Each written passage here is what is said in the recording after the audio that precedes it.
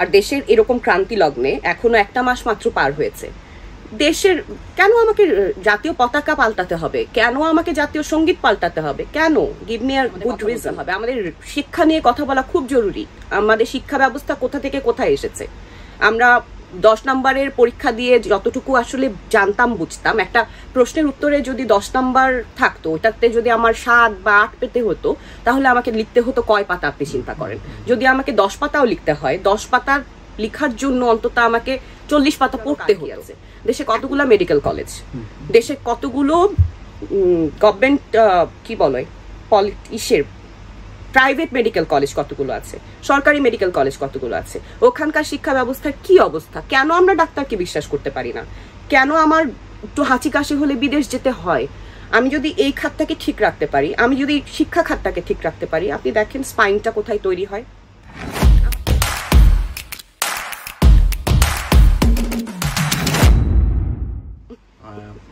জাতিসংগীত এর আগেও 1-2বার তর্ক ওঠেনি যে তা না, এবং এটা নিয়ে আমাদের সুশীল সমাজ বা পাবলিক ডোমেন অনেকে অনেক রকম কথা বলছেন। জাতীয় সঙ্গীত ইস্যু নিয়ে বাংলাদেশ পরিবর্তনের সময় এটার আদৌ প্রয়োজনীয়তা আছে কিনা?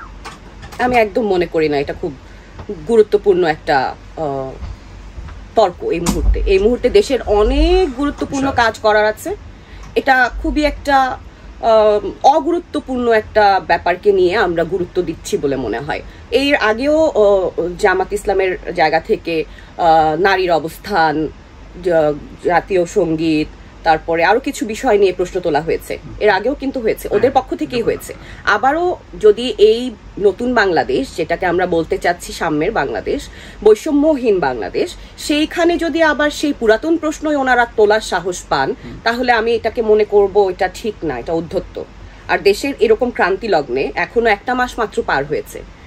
দেশের কেন আমাকে জাতীয় পতাকা পাল্টাতে হবে, কেন আমাকে জাতীয় সঙ্গীত পাল্টাতে হবে, কেন? Give me a good reason. মানে আমার মনে হয় না এটা কোনোভাবেই ভ্যালিড কোনো কোশ্চেন। এটা নিয়ে আমরা যদি এর চাইতে বেশি গুরুত্ব দিই, তাহলে আমার লেম লাগে আর কি। এর চাইতে অনেক জরুরি বিষয় আছে যেটা নিয়ে আমাদের কথা বলতে হবে। আমাদের শিক্ষা নিয়ে কথা বলা খুব জরুরি। আমাদের শিক্ষা ব্যবস্থা কোথা থেকে কোথায় এসেছে। আমরা 10 নম্বরের পরীক্ষা দিয়ে যতটুকু আসলে জানতাম বুঝতাম, একটা প্রশ্নের উত্তরে যদি 10 নম্বর থাকতো, ওটাতে যদি আমার 7 বা 8 পেতে হতো, তাহলে আমাকে লিখতে হতো কয় পাতা আপনি চিন্তা করেন। যদি আমাকে 10 পাতাও লিখতে হয়, 10 পাতার লিখার জন্য অন্তত আমাকে 40 পাতা পড়তে হতো। এখন কিন্তু সেটার প্রয়োজন নাই। এখন আমার ইনফরমেশনটা হলেই হচ্ছে, কারণ এখন শুধু আমি গোল্লাটা ভরাট করছি। 4টা অপশনের মধ্যে চোখ বন্ধ করে আমি যদি সাধারণ জ্ঞানও উত্তর দিই, তাহলেও অন্তত আমার 50% কমন আমি পেয়ে যাব। তাহলে information is not knowledge, this is very important.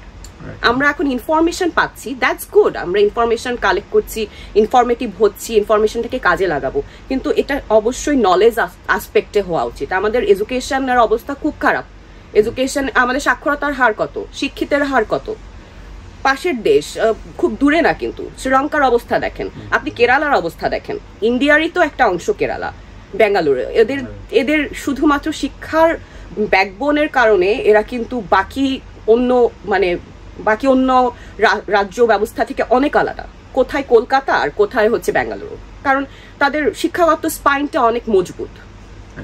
তো আমরা যদি আসলে খুব বেসিকে কাজ করতে না পারি এই সময়, তাহলে হবে না। আমরা শুধু রাজনীতিতে তাহলে ওই পুরাতন আপনার কি ছিল না, আপনার গীবত গাওয়া, নিন্দা করা, এই প্র্যাকটিস, ব্লেম গেম থেকে বের হতে হবে। আমি একদম নিতে পারি না এই ব্লেম গেম। আর বেসিক পয়েন্টে কথা বলতে হবে, যেখান থেকে আমরা শুরু তো করছি আমরা, তাই না? শুরু তো করছি। আমার এখন শিক্ষা লাগবে, স্বাস্থ্য লাগবে। আমার যদি স্বাস্থ্যটা দেশে ঠিক থাকে, আমার যদি বিদেশে গিয়ে খরচ করতে না হয়, ওই টাকাটা আমার দেশে থাকবে। আমার দেশের ডক্টরকে আমরা ভরসা করতে পারি না, বলেন এর চাইতে দুঃখজনক আর কি আছে? দেশে কতগুলো মেডিকেল কলেজ, দেশে কতগুলো গভর্নমেন্ট কি বলে ইসের প্রাইভেট মেডিকেল কলেজ কতগুলো আছে, সরকারি মেডিকেল কলেজ কতগুলো আছে, ওখানকার শিক্ষা ব্যবস্থার কি অবস্থা? কেন আমরা ডাক্তারকে বিশ্বাস করতে পারি না? কেন আমার একটু হাঁচি কাশি হলে বিদেশ যেতে হয়?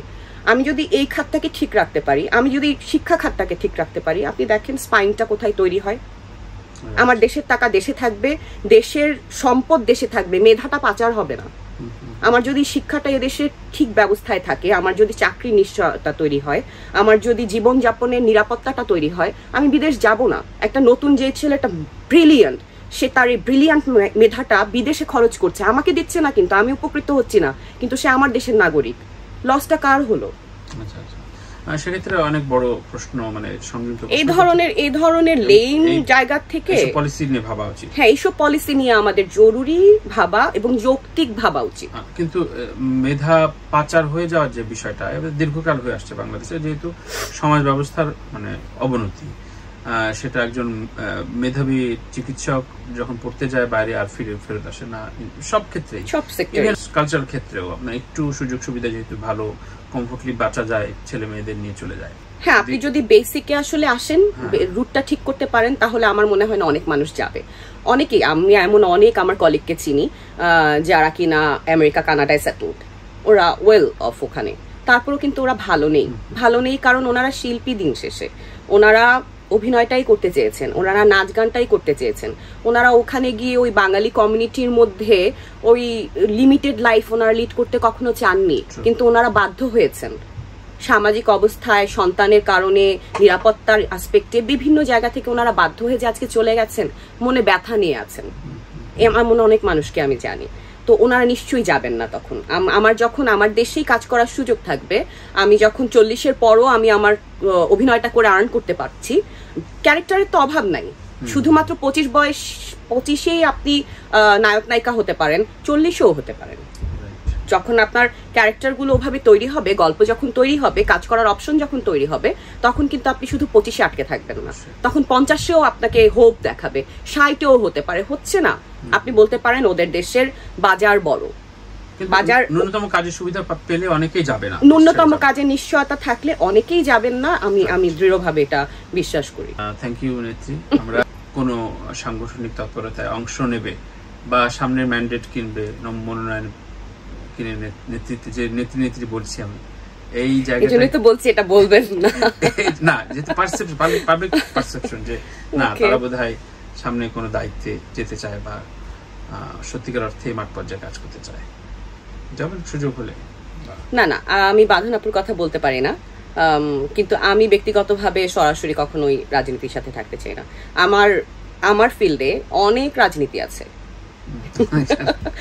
অলরেডি অনেক রাজনীতি আছে। আমি এখানেই দেখেন, প্রত্যেকটা মানুষকে অনেক কিছু করতে হবে, নট নেসেসারি। আমার জন্য যদি এতটুকুন জায়গা থাকে, ধরেন আমার ইন্ডাস্ট্রিটা ছোট, আমার ইন্ডাস্ট্রিতেই অনেক ধরনের পলিটিক্স আছে, অনেক ধরনের প্রবলেম আছে, আমি সেই জায়গাতেই যদি কাজ করতে পারি, ফেয়ার এনাফ। আমার প্রয়োজন নেই প্রত্যেকটা জায়গায় গিয়ে কাজ করার। আর এই আমার জন্য যথেষ্ট। আমি যদি আমার সেক্টরে কাজ করতে পারি, আমার সেক্টরের প্রত্যেকটা মানুষ যদি কাজ করে ভালো থাকতে পারে, মেধার ভিত্তিতে যদি ওদের কাজ হয়, যদি এখানে বকেয়া বিল বাট্টা না থাকে, আমি যদি বেশি বাজেট পাই, আমি যদি ডিফারেন্ট গল্পের কাজ করতে পারি, গল্প যদি স্বাধীনভাবে বলার সুযোগ হয়, তাহলে আমার অন্য জায়গায় যাওয়ার সময় কোথায়? মানে গোল কি? গোল তো পাল্টায় সবসময়, তাই না? এক রবীন্দ্রনাথের জীবনে 4টা পর্ব, তার মতো একজন ফিলোসফারের জীবনে 4টা পর্ব। সে 4 সময় 4 ভাবে জীবনকে দেখতে চাইছে। আমি তো নগণ্য মানুষ, আমার তো ক্ষণে ক্ষণে পাল্টায়। এই যে জুলাই টু আগস্ট 36, আপনার নাতিকে কিভাবে বলবেন? আই উইশ হ্যাঁ, আই উইশ আমার ছেলেই বলবে। আই উইশ সে নিজেই সেটা জানতে চাইবে। আই উইশ সে নিজেই তখন এটা ইনফরমেশন খুঁজে পাবে, আমি বেঁচে থাকি বা নাই থাকি। হ্যাঁ, সেগুলা ওই যে আপনার কথা শুনবে, কারণ এখন তো টেকনোলজির কল্যাণে আমরা অনেক কিছু পুরাতন খুঁজে পাই, থেকে যায়, এখন তো হারায় না। আগে তো ফিল্মে ওয়াশ করাতে হতো, তারপরে হচ্ছে আমরা অ্যালবামে ভরে রাখতাম, আর্কাইভ ছিল না, এত সুবিধা ছিল না। তো এই যে প্রযুক্তির যে সুযোগগুলা, সেগুলোকে মানে পজিটিভলি কাজে লাগানো যতটুকু যায় ততটুকুই করা উচিত। সেটাই চাই আর কি। কিভাবে সময় কাটালেন, মানে কাটাচ্ছেন? সত্যি এগুলা তো এই মধ্যেই কেটে গেল, একদম মগজটা একদম সারাক্ষণ মানুষ, দেশ, বন্যা একটা বড় সময় নিয়েছে। ওই সময়টায় আমি যতটুকু পেরেছি চেষ্টা করেছি। আমি তো আসলে ওখানে যাওয়ার চাইতে আমার কাছে মনে হয়েছে যে ওদের জন্য যা প্রয়োজন তা যদি এক করে পাঠাতে পারি, কন্ট্রিবিউট করতে পারি, সেটা অনেক বেশি কাজের হবে। কারণ ওখানে গিয়ে ভিড় বাট্টা বাড়ানোর চাইতে আর ছবি তোলার চাইতে এর চাইতে তো বেশি কিছু আর আমি করতে পারতাম না। রেস্কিউ করার জায়গায় গিয়ে যদি আমাকেই আরেকজনের রেস্কিউ করতে হয় তাহলে তো বিপদ। সেই জন্য এই আসলে একটা সময়ে কিভাবে কয়েকদিন 12-15 দিন কেটে গেছে আমি জানি না। এর মধ্যে এখানে এটা পাঠানো, ওটা করা, সেটা করা, কি লাগবে এইসব করে করে সময় কেটেছে। শবনম ফারিয়া সহ বেশ কয়েকজন আসলে পুরস্কার নিয়ে তার আক্ষেপ এবং নানান রকম কষ্টের কথা স্বীকার করেছেন। আপনিও বঞ্চিত হয়েছেন। আমার জানা মতে আপনি 3টি কমপক্ষে জাতীয় পুরস্কার দাবি রাখেন। বলেন তো কোনটা কোনটা? 3টি না 2টি তো অবশ্যই।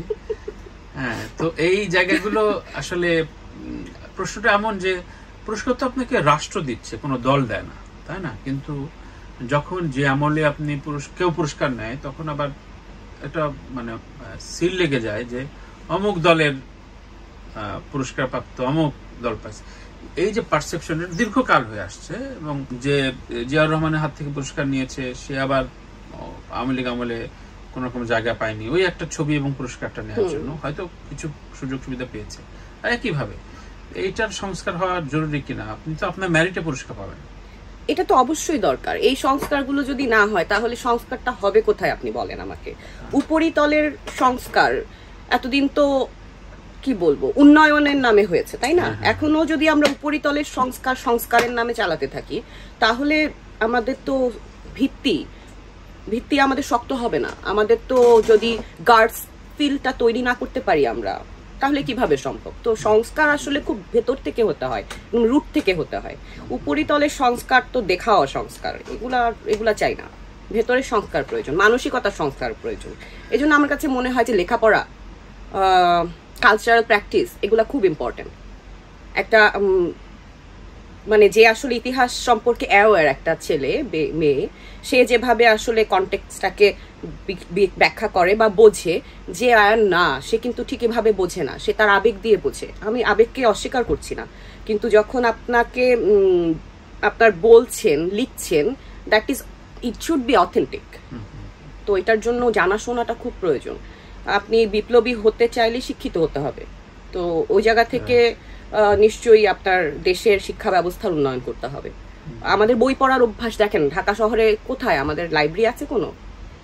আমরা একটু পারি না বিকেলবেলা এই সময় আপনার এখান থেকে বের হয়ে গিয়ে আমি চাইলে একটা লাইব্রেরিতে বসে 1 কাপ কফি খেতে খেতে যদি 4টা পাতা পড়ি তাহলে কি আমার ভালো সময় কাটবে না? এরকম কি হতে পারে না? এই কালচারটা একদিনে ডেভেলপ করবে না। এগুলার রুট থেকে আমাদের শুরু করতে হবে। আরো অনেক পরে গিয়ে হয়তো আমরা দেখতে পাবো। আদৌ আমি আমার জীবদ্দশায় দেখে যেতে পারবো কিনা আমি জানি না, কিন্তু এই কথাগুলো বলতে চাই এই কারণে যে সময়ের সাথে সাথে এই সংস্কারগুলো গোড়া থেকেই প্রয়োজন। আমার কাছে পুরস্কারের যেটা বলছিলেন, পুরস্কার আমার কাছে সবচেয়ে বড় পুরস্কার আমি পাই, হর হামেশাই পাই, দর্শকের ভালোবাসা। না, বিনয় না, একদম এটা আমি in my very deep core থেকে আমি বলি যে আমি যে ভালোবাসা মানুষের কাছ থেকে পাই সেটা কোনো পুরস্কার এর চাইতে বড় আমাকে ওটা দিতে পারবে না। শাশ্বত যা তা সত্য। অবশ্যই।